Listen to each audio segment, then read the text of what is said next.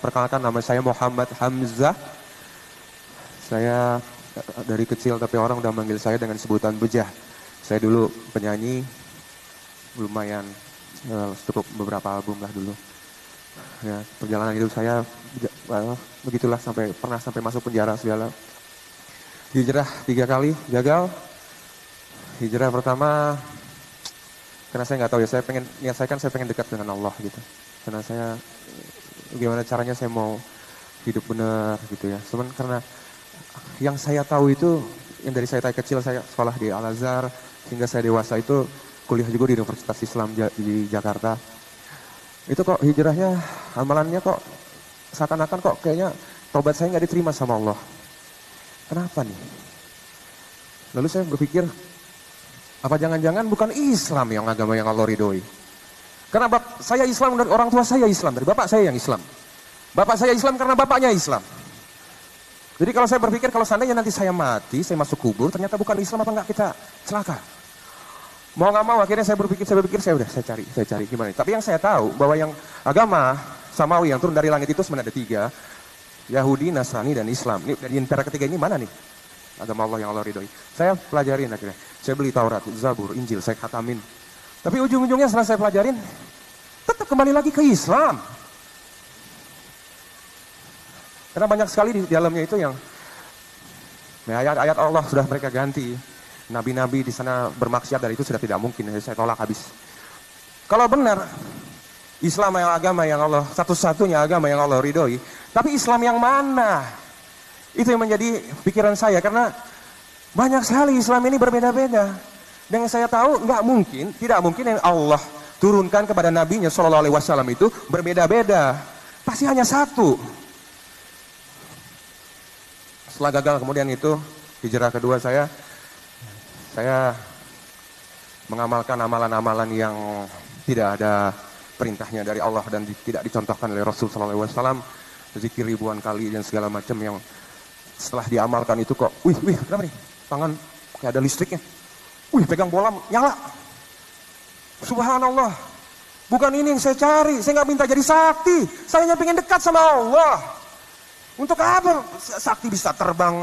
Nabi kita SAW nggak bisa terbang. Nabi kita SAW tidak kebal. Ini salah.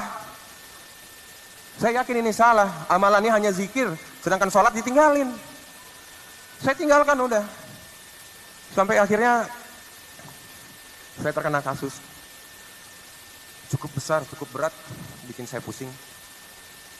Udah mau bunuh diri sebenarnya waktu itu. Siapa lagi yang bisa nolong saya kecuali Allah? Enggak ada lagi. Siapa yang bisa ngasih saya uang segitu banyak? Cuma selain Allah. Tuhan kita, Tuhan yang maha kaya. Enggak ada lagi. Lalu saya pikir, umat Islam di seluruh dunia itu ada berapa? 1 miliar ada ya kali ya? Kan penduduk dunia itu kurang lebih 7 miliar ya, 8 sampai 8 miliar. Yang umat Islamnya 1 miliar ada ya. Siapa kita di antara yang 1 miliar itu? Sedangkan 1 miliar umat Islam di seluruh dunia itu semuanya berteriak, ya Allah tolonglah aku. Benar apa enggak? Jika kita hanya mengerjakan yang wajib, jangan harap doa kita itu bisa langsung didengar. Ngantri urutan berapa itu? Doa. Oke, saya berpikir ini pasti nggak mungkin. Saya nggak mau hanya ngerjain yang wajib. Saya cepat ditolong sama Allah. Lalu apa yang harus saya kerjain? Sunnah jawabannya. Maka saya mulai, walaupun saya waktu itu belum ada ilmu, karena yang saya tahu dari kecil itu tidak ada mengajarkan sunnah dan segala macam. Tapi saya tahu gimana caranya. Ini pasti sunnah nih, sunnah. Jadi saya melakukan, misal tiap malam saya baca Quran, Senin Kamis saya puasa. Pokoknya semua amalan-amalan sunnah yang saya tahu pada waktu itu aja yang saya kerjain. Lalu kemudian ternyata benar. Ketika saya membaca Al-Quran, itu Allah katakan, suratnya apa ya? Wahai hamba-hambaku yang beriman. Oke, enggak. Ya Muhammad, katakanlah Muhammad, jika kau cinta padaku maka hidupkanlah sunnah. Sungguh Allah akan mencintaimu, dan Allah Maha Penyayang dan Maha Pengampun.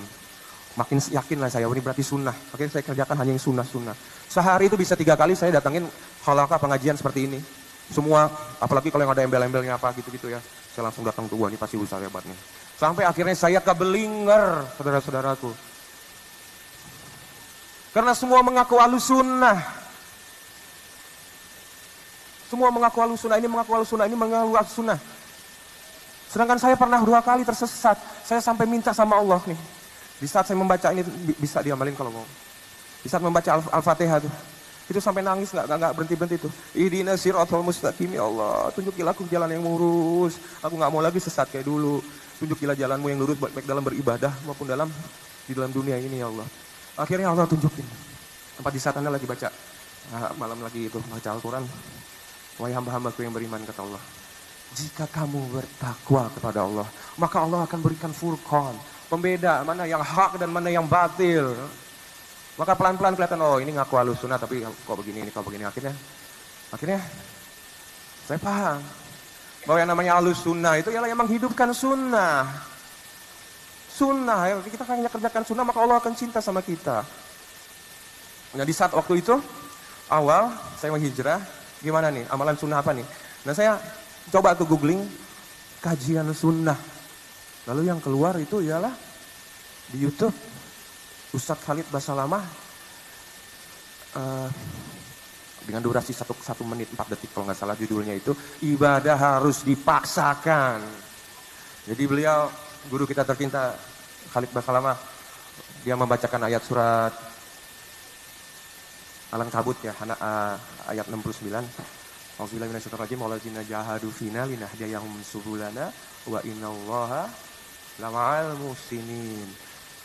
Barang siapa yang jahadu fina, memaksakan diri mematuhi perintah-perintah Allah, menjauhi larangan-larangan Allah, maka Allah akan mudahkan dia untuk mengamalkannya, dan Allah akan berikan dia, tuntun dia jalan menuju jalan surga. Itu tandanya apa?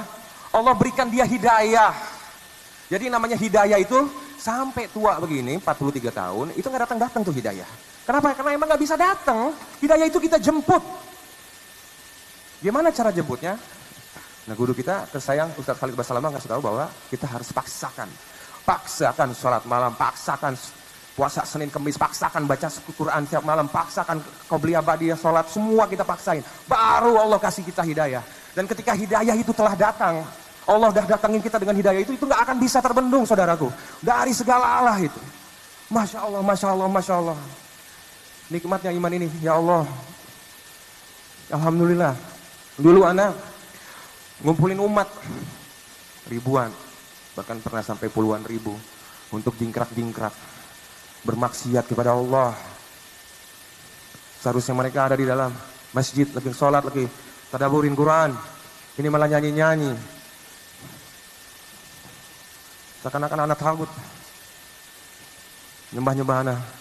Semoga Allah mengampuni dosa-dosa anak di masa lalu. Lalu anak berdoa kepada Allah, ya Rabbku, dulu Anda mengajak umat untuk bermaksiat, sekarang bantulah Anda untuk mengganti dosa-dosa Anda yang lama. Ingin sekali Anda membuat kajian, mengumpulkan umat untuk meluruskan pemahamannya. Nggak lama jemaah, Masya Allah, semenang Anda mengikuti pemahaman para sahabat ini, manhaj salaf, demi Allah semua doa Anda diijabah oleh Allah.